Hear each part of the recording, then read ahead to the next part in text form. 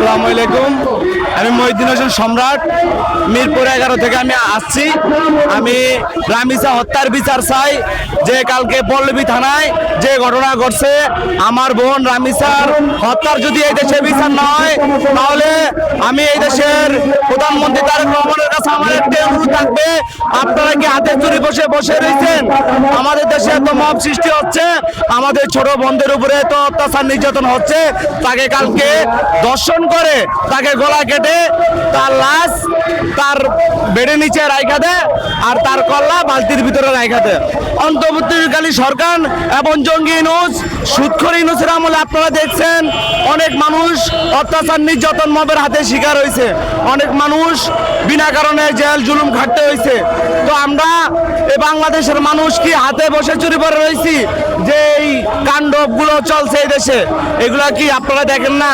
যারা সোশ্যাল মিডিয়াতে আপনারা দেখেন, তারেক রহমান আজ দেশ চালাতে তারা বাধ্য হয়ে গেছে। 3 মাসের ভিতরে কত শিশু দর্শনের শিকার হয়েছে। কালকে আমার বলাতে দৌলত খানে একটা দর্শন হয়েছে, পল্লবী থানায় একটা দর্শন হয়েছে। আমরা সবাই এটার বিচার চাই। এই কারণে আমি আজ প্রেস ক্লাব এখানে আসছি। আমার বোন রামিসার বিচার চাই, এবং ওই সুদখোর ইউনূসের হামের 500 শিশু আজ মৃত্যুর মুখে মৃত্যু হয়েছে। অনেক শিশু আজ জীবন নিয়ে লড়াই করতে আছে হসপিটালের বেডে।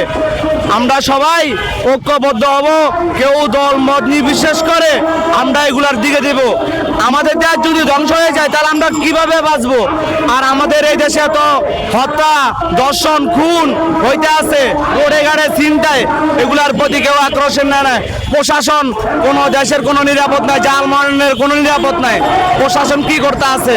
আমার একটাই দাবি থাকবো, যদি এই তারেক রহমান যদি এই রামিসা হত্যার বিচার যদি না করে 24 ঘন্টার ভিতরে, তাহলে এই তারেক রহমানকেও আমরা গদি থেকে নামানোর বাধ্য করব। এই কথা বলে আমি সংক্ষিপ্ত বক্তব্য শেষ করছি। আসসালামু আলাইকুম।